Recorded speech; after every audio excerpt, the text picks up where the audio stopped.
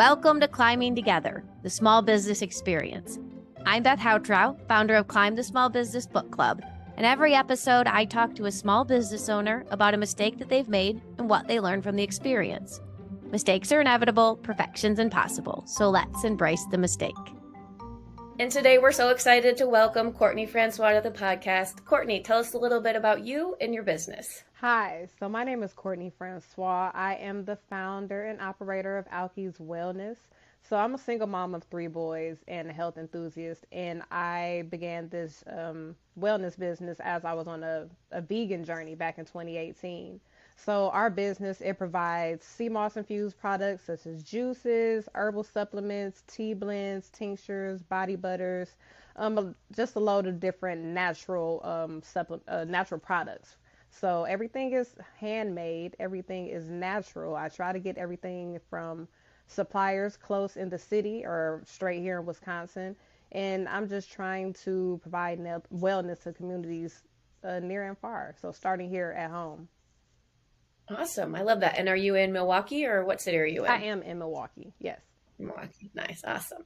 All right. So at Climbing Together, brought to us by Climb the Small Business Book Club, we like to talk about and embrace mistakes. So talk to me about a mistake that you made in your business and what you learned from that experience. Okay, so early on with the juice portion of the business, there are a lot of vending events. So with the vending events, with having juice, you are supposed to be making it in a commercial kitchen. Even if you have an office, even if you are taking the precautions at home, wearing gloves and sanitizing, you're supposed to have permits and all these different things. And I did not know that. So I've been at a couple of events, and luckily I hadn't been fined. But by the time I found out about it, I was close to being fined and having some of those legal issues.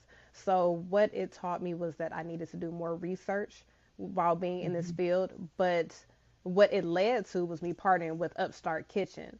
So now with me partnering with Upstart Kitchen, I can start having my things in stores and restaurants and being able to be at different events. So yeah. That's awesome. Tell me, what is Upstart Kitchen? That's a Milwaukee-based organization? Yes, so Upstart Kitchen is a community-based kitchen where a couple different entrepreneurs and I think a couple people that have sweets and cupcakes, some people that help with the community, everyone that works with food, a couple people share that kitchen. So it is a staple in the community, and it's good to have like a village to work with rather than just going and renting the kitchen from a random person and being alone. Yeah, absolutely. I think it's really important for people to realize, like maybe you don't live in Milwaukee, the listener, that there are a number of organizations out there committed to helping small business owners, and community kitchens are a pretty common thing if you go look for them. So I love to hear that that's something you have in Milwaukee. It's so valuable. Yes. Awesome. And of course, yeah, fully agree that it's just a really common small business mistake that you love your product, you make the product, you're going to go out and you're going to sell it, but that you miss some of those steps on what the structure of the business needs to look like, the formalities, the legal, that kind of stuff. Right. And so, yeah, I'm really glad you didn't get fined. Different cities have different strictness, right, about when and where they would fine somebody. So glad that didn't happen. But yeah, for all the listeners, it's so important, especially with food, to know what the laws and legalities are in your city and any city that you're planning on producing and having pop-ups in or selling, right? As you move city to city, there can be different rules. Right. Correct. About selling. And yeah, awesome. All right. Very cool. Well, so do you have like a piece of advice beyond, doing your research that you'd like to share with other entrepreneurs out there who are getting their business started or growing their business? I would say that they should focus on creating a high quality product or service that solves a real problem or it meets a real need. Don't be afraid to ask questions. Don't be afraid to ask for help. Don't be afraid to go get a mentor. It took me a while to get a mentor, and a mentor, they really help, mentors and coaches and all those different people that can help you in all those different fields and spots as far as business. You need that. People that have already done it or are already doing it can help guide you as you're learning. Yeah, I love that. So many people try to do it alone, and it is so difficult. And it's harsh to say a waste of time, but it is kind of a waste of time, right? There's someone else out there who already knows how to do these things, Yes. and they're probably willing to help you. Can I ask, how did you find your mentor? How did that come about? I actually found my mentor through, well, I got a coach through the Biz Starts program on their website, and then I got a mentor through the SCORE program here in Wisconsin. So, yeah, doing research and looking online and different avenues and different organizations that can help out. I mean, doing research is the main thing. You have to go online and do a lot of Googling. Yeah. Well, and there are so many resources out there. Some people find their mentors from like within their network already, or they reach out to people. But if you're not comfortable doing that, that's something I have a hard time doing, right? Asking for help. There are organizations specifically designed for that, whether it's SCORE is amazing, it's free.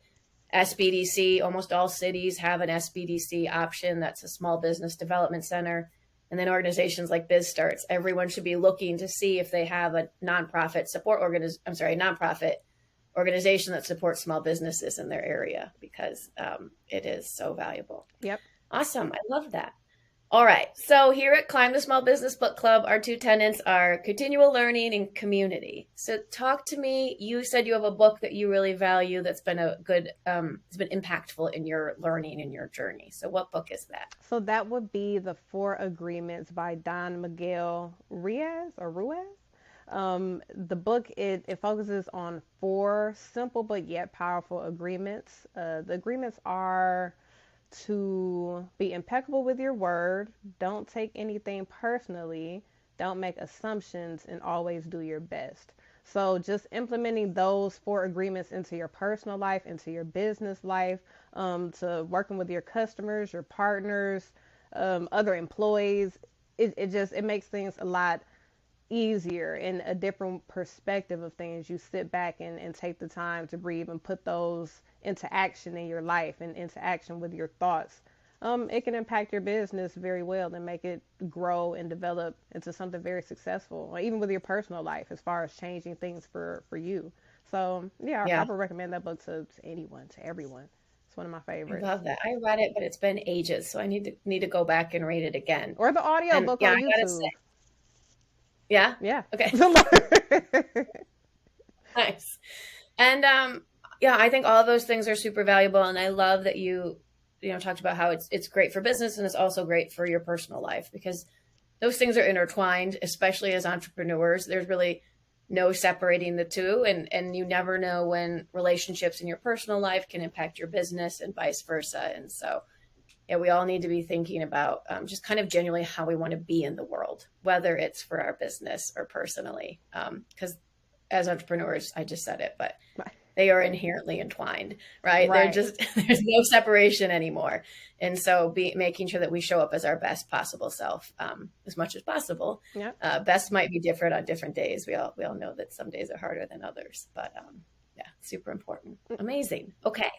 My last question for you is about BizStarts.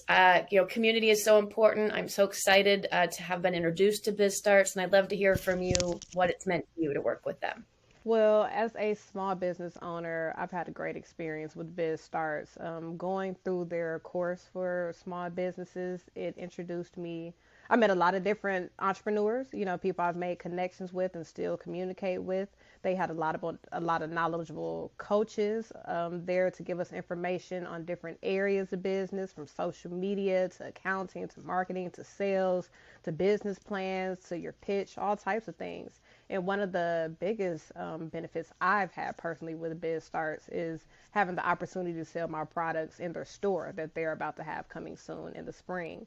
So that will give me more exposure to a different market, a different area, a different customer base. And they have also given me financial assistance as far as working with Upstart Kitchen, because they are working with other community organizations. So Biz Starts, they have helped my business a lot, helped me grow to where I'm growing to and continuously, these heights that I'm reaching. So I love BizStarts. I think they are great. I've told people to sign up whenever they say they have a cohort going on. I'll send those emails out to other people I know, because I know how much it helped me and assisted me. So yeah, I think BizStarts is great, and anyone that is into small business and just beginning, they should reach out and look into them. Yeah, absolutely. If you are in the Milwaukee area, you have a business, reach out to BizStarts or small business. Yeah. Well, that's awesome. I'm sure they'll be so excited to hear that.